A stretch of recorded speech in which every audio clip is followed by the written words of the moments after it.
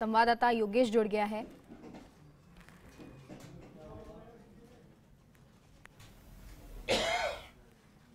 जी बिल्कुल, कांग्रेस के राष्ट्रीय अध्यक्ष राहुल गांधी कल जयपुर आ रहे हैं। उससे पहले तमाम तैयारियां राजस्थान की कांग्रेस पार्टी ने पूरी की और एक बड़ा फैसला कांग्रेस की राजस्थान की सरकार गहलोत सरकार ने किया किसान कर्ज माफी को लेकर, और किसानों के बीच राहुल गांधी कल आएंगे। हम इस वक्त हैं कांग्रेस पार्टी के प्रदेश के इंचार्ज और संगठन के महासचिव अविनाश पांडे के साथ, उनसे बात करेंगे। अविनाश जी, जो फैसला कांग्रेस पार्टी ने किया, अब राहुल जी खुद आ रहे हैं किसानों के बीच, धन्यवाद देने आ रहे हैं, किसान भी आभार जताएंगे, तो किस तरह से देखते हैं राहुल जी का ये दौरा? शपथ ग्रहण के बाद ये दूसरा उनका दौरा है और एक बड़ी मीटिंग वो करने आ रहे हैं। देखिए, ये किसानों का कर्ज माफी का फैसला ये एक संकल्प के रूप में कांग्रेस ने लिया है, और जैसा कि आपने देखा कि माननीय राहुल गांधी जी ने इस वादे को किसानों के साथ में राजस्थान में 11 अगस्त को जब वो आए थे, तब उनने ये संकल्प लिया था कि जिस प्रकार के बदहाली राजस्थान में किसानों की हो रही है, उससे अगर वाकई में उभरना है तो आवश्यक होगा कि इनके कर्ज माफी सबसे पहला कदम होना चाहिए। ये दुर्भाग्य रहा राजस्थान के किसानों के लिए कि यहां पर 5 साल से वसुंधरा जी की भारतीय जनता पार्टी की इतनी भारी बहुमत वाली सरकार यहां होते हुए भी, और जो भी वादे वसुंधरा जी ने और भारतीय जनता पार्टी ने, मोदी जी ने जो किए थे, उसके ऊपर उनका कोई ध्यान नहीं गया, और नतीजन ये हुआ कि यहां के किसान आत्महत्या करने पर मजबूर हो गए। राहुल जी ने वादा किया और जो उनने कहा वो हमने कर कर दिखाया। राहुल जी ने ये वादा प्रदेश की जनता के साथ में, किसानों के साथ में किया था कि आने के 10 दिन के अंदर पहला काम अगर कोई होगा तो किसानों का कर्जा माफ किया जाएगा। ये सिर्फ एक उनके तरफ से आश्वासन ही नहीं था, बल्कि यहां की हमारी जो ग्रामीण अर्थव्यवस्था है और आमतौर पे एक छोटा व्यापारी से लेकर सामान्य नागरिक जिस प्रकार से पिछले 5 सालों में बुरी तरह से सफर जिसने किया है, जो परेशान हुआ है, उससे अगर निपटना है तो हमको हमारी ग्रामीण अर्थव्यवस्था सुधारनी होगी, और उसके लिए किसानों को जब तक हम मजबूती नहीं देंगे, किसानों की आर्थिक व्यवस्था जब तक सुधरेगी नहीं, तब तक मैं नहीं समझता कि हमारे बाजार की भी व्यवस्था सुधर पाएगी। और इस चीज को मद्देनजर रखते हुए माननीय राहुल गांधी जी ने प्रदेश के किसानों से जो वादा किया था, तो सबसे पहला काम माननीय अशोक गहलोत जी ने सरकार में शपथ लेने के बाद में अगर कोई किया तो वह किसानों का कर्जा माफी का किया है। ये संदेश आज पूरे देश के अंदर माननीय राहुल गांधी जी के इस वादे को किसानों ने तो धन्यवाद के लिए उनको आमंत्रित किया ही है, लेकिन ये देश को ये संदेश देना है कि कांग्रेस के नेता माननीय राहुल गांधी जी ने जो भी आश्वासन दिया है, उस पर भले ही कितना कठोर क्यों ना हो, लेकिन उस पर अमल करने के लिए हम संकल्पित हैं और हम उसको सफलतापूर्वक अमल करेंगे। भारतीय जनता पार्टी लगातार आरोप लगा रही है कि किसान कर्ज माफी को लेकर भ्रम फैलाने की कोशिश कांग्रेस पार्टी कर रही है। इसके साथ ही बीजेपी ये भी कह रही है कि तमाम जो कवायद थी वसुंधरा राज्य सरकार के दौरान ही उसको परवान चढ़ाया गया था। अब बीजेपी लोकसभा, कांग्रेस पार्टी लोकसभा चुनाव को लेकर ये तमाम एक तरह से कहा जाए तो स्टंट बता रही है। एक बहुत हास्यास्पद वक्तव्य है भारतीय जनता पार्टी का। देश की जनता अच्छी भली भांति जान चुकी है कि पिछले 4.5-5 सालों में केंद्र सरकार ने और राज्य सरकार ने लोगों के लिए क्या किया, और अब किसी प्रकार से वो इन वादों में भ्रमित होने वाली नहीं है। अगर आप देखें, उत्तर प्रदेश में, महाराष्ट्र में किसानों को कर्जा माफी की घोषणा की गई, भारतीय जनता पार्टी ने ही किया। हालांकि वास्तविकता में उन्होंने कुछ नहीं किया, लेकिन राजस्थान में यह निर्णय लेने के लिए उनको किसी ने रोका नहीं था। राजस्थान में अब यह निर्णय जब लिया गया और इसका सफल अमल करने के लिए सरकार रात दिन इस पर कमेटी बैठाकर इस पर मंथन कर रही है कि किस प्रकार से हम इसको सफलतापूर्वक अमल भी करवाएं, और साथ ही साथ केंद्र सरकार पर एक दबाव बनाएं कि जो राष्ट्रीय बैंकों का भी जो कर्जा हमारे किसानों पर है वो भी माफ किया जाए।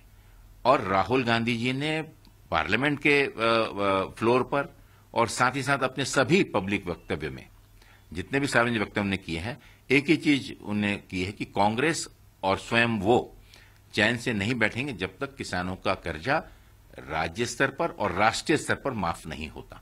और हमें पूरी उम्मीद है कि जो दबाव कांग्रेस और सब अन्य विपक्षी दल मिलकर इन सरकार पर बनाएंगे और हम ये चीज को आश्वस्त करेंगे कि किसानों का कर्जा पूर्ण रूप से माफ हो। लोकसभा चुनाव का शंखनाद कहा जाए राहुल जी के इस दौरे को? निश्चित रूप से पूरे देश के अंदर में आज जयपुर से इस किसान सम्मेलन के माध्यम से माननीय राष्ट्रीय अध्यक्ष राहुल गांधी जी लोकसभा चुनाव का शंखनाद करेंगे, जो कि ना ही सिर्फ राजस्थान की 25 सीटें बल्कि देश के अन्य राज्यों में भी इसका संदेश जयपुर से देने के हमारा प्रयत्न है। पांडे जी, जिस तरह का हिंदी पट्टी के राज्यों में कांग्रेस पार्टी को मैंडेट मिला, उस मैंडेट में सबसे बड़ी खास बात ये रही कि अगड़ी जातियां कांग्रेस पार्टी के साथ नजर आई। आप भी उसी जाति से ताल्लुक रखते हैं, ब्राह्मण वर्ग से आते हैं, और अब जिस तरह का एक स्ट्रोक मोदी सरकार ने खेला है 10% स्वर्ण पिछड़ों को आरक्षण का, उसको किस नजरिए से देखते हैं? योगी जी, मैं आपको ये बतला दूं कि ये निर्णय पिछले 4-4.5 साल तो किसी ने भी माननीय मोदी जी को रोका नहीं था। आज जब देश के 3 बड़े राज्यों में शिकस्त खानी पड़ी और जब उन्हें देखा कि आज उनके पास में कोई दूसरा मसला नहीं है, तो इसको अगर ईमानदारी से वो पूरा करते तो ये शुरुआत में भी कर सकते थे, 2014 के बहुमत के बाद में भी कर सकते थे। आज जिस वक्त ये कर रहे हैं तो ये वास्तविकता में आप भी जानते हैं कि ये बिना कॉन्स्टिट्यूशनल अमेंडमेंट के ये चीज पूरी नहीं हो सकती। और सबसे बड़ी चीज है कि कांग्रेस ने इस दिशा में आज से 14 साल पहले माननीय अशोक गहलोत जी ने यहां की विधानसभा से प्रस्ताव पारित कर 14% आरक्षण के लिए केंद्र सरकार को इसको पहले से ही भेजा हुआ है। तो ये कोई नया नहीं है और कांग्रेस ने हमेशा इसका समर्थन किया है। कांग्रेस सिर्फ ये चाहती है कि हम ये जो नया आरक्षण दें अग्रिम जातियों को, लेकिन इसके चलते हुए हमारे जो भी पिछड़े जाति के भाई हैं, schedule caste, schedule tribe, OBC, अन्य जातियों को जो आरक्षण दिया गया है उसमें किसी प्रकार का कॉम्प्रोमाइज ना हो, उसमें किसी प्रकार की कमी ना आए। अब ये निर्भर करता है केंद्र सरकार की, माननीय मोदी जी की नीयत पर कि वास्तविकता में वो इस चीज को अमल करना चाहते हैं या ये भी सिर्फ एक जुमले के तौर पर उसको देश की जनता को गुमराह करना चाहिए। क्या लगता है, एक तरफ राम मंदिर का मुद्दा बहुत तेजी से उठ रहा है, उसी बीच में ये मुद्दा लाया गया, तो राम मंदिर को लेकर जो राह है उसमें कई अड़चने हैं, केंद्र सरकार और संघ का जो दबाव है उसके बीच की राह मोदी जी ने निकालने की कोशिश की। ये देखिए, आज वो पूर्ण रूप से एक ऐसी परिस्थिति में फंसे हुए हैं कि देश की जनता के सामने बुरी तरह से एक्सपोज हो चुकी है। केंद्र सरकार पूर्ण रूप से विफल हो चुकी है। अब वो प्रदेश देश की जनता को वो किसी तरह से भी गुमराह करना चाहें, इनका असली चेहरा आज देश की जनता जान चुकी है। और समय समय पर देश की जनता ने और राजस्थान की जनता ने एक इशारा पूरे देश को किया है कि आज प्रदेश की जनता और देश की जनता क्या सोच रही है। निश्चित रूप से ये बदलाव की घड़ी है, वक्त बदलाव का है।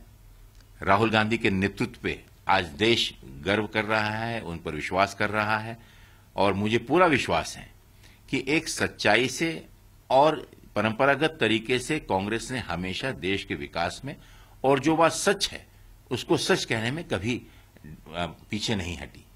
तो इसके चलते हुए प्रदेश की जनता और देश की जनता पुनः एक बार राहुल जी पर विश्वास रखते हुए कांग्रेस को अपना बहुमत देगी और पूरे देश में कांग्रेस एक स्थायी और एक बहुमत वाली सरकार आने वाले लोकसभा में देगी। अब कितना भी वो गुमराह करने की कोशिश करें, लोग उनके अब इस जुमले में फंसने वाले नहीं हैं। एक आखिरी सवाल, राजस्थान की कांग्रेस के कई ऐसे दिग्गज चेहरे हैं जो मंत्री परिषद में नहीं आ पाए, क्या उनके लिए रास्ता वैकल्पिक आप खोज रहे हैं? स्पीकर का भी पद अभी रिक्त है, मुख्य सचेतक भी बनाया जाना है और मंत्रिमंडल में भी कुछ चेहरे लिए जाने हैं, तो किस तरह से बैलेंस करने की कोशिश है? क्योंकि कई ऐसे कद्दावर चेहरे, चाहे डॉक्टर सीपी जोशी हो, दीपेंद्र सिंह हो, चाहे राजेंद्र पारिक, किस तरह से बैलेंस किया जाएगा? देखिए, ये कांग्रेस का सौभाग्य है कि कांग्रेस में एक नहीं अनेक ऐसे दिग्गज नेता हैं जो कि अनुभवी हैं, परिपक्व हैं, जिन्होंने प्रदेश की और देश की सेवा सालों साल की है। और इसमें कोई भी दो मत नहीं कि अभी का जो मंत्रिमंडल बना हुआ है, राहुल जी की एक युवा सोच है और उनका सोचना यह है कि लोगों को और कुछ नए लोगों को भी अवसर दिया जाए। इसका मतलब ये नहीं है कि पुराने लोगों को कहीं पर भी उनकी उपलब्धियों को और उनकी जो वरिष्ठता है उस पर कहीं पे कॉम्प्रोमाइज किया जाए। उनको पूर्ण सहसम्मान आने वाले समय में जैसे आपने कहा कि काफी स्कोप है, पार्टी के अंदर बहुत सारी जिम्मेदारियां हैं, अभी भी मंत्रिमंडल का पूरा गठन नहीं हुआ है, उसमें भी रिक्त स्थान है। जिनको मौका दिया गया है उनको अच्छा कार्य करने का एक अवसर दिया गया है। जो परफॉर्म नहीं कर पाते निश्चित रूप से उनको अनुभवी लोगों के माध्यम से ही बदलना होगा। तो ये एक राहुल जी का बहुत ही ट्रांसपेरेंट एक उनकी नीति है कि हम मौका, अवसर, बराबरी का अवसर सब लोगों को दें, कुछ नए लोगों को भी दें, ताकि एक नयापन आए सोच में, नीतियों में, विचारों में, कार्य करने की गति में। और उसमें अगर सफल होते हैं तो निश्चित रूप से उनको प्रमोट किया जाए। लेकिन अगर उससे भटकते हुए, क्योंकि उनने वादा किया है प्रदेश की जनता से कि मेरे मंत्रिमंडल के लोग 18 घंटे आपकी सेवा में उपस्थित रहेंगे। अब इस चुनौती पर कौन खरा उतरता है ये आने वाले लोकसभा चुनाव और 6 महीने में साबित हो जाएगा। तो निश्चित रूप से बड़े बुजुर्गों का मार्गदर्शन और जो नए लोग आए हुए हैं उनको काम करने का अवसर, ये दोनों बराबरी के तौर पर दिया गया है। और इसमें किसी प्रकार से भी हमारे वरिष्ठों को चिंता करने की आवश्यकता नहीं है। कांग्रेस ने हमेशा से निष्ठा को और जो कर्तव्यपरायण रहे हैं उनके उपलब्धियों को सम्मान दिया है और राहुल जी के नेतृत्व में आगे भी देती रहेगी। बहुत बहुत धन्यवाद।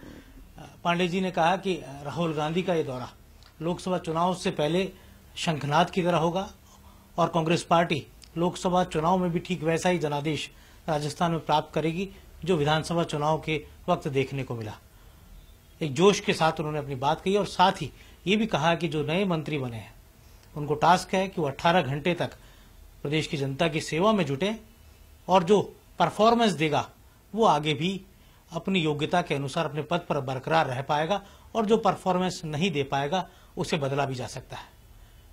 कैमरा सहयोगी नरेंद्र के साथ योगेश शर्मा, फर्स्ट इंडिया, जयपुर।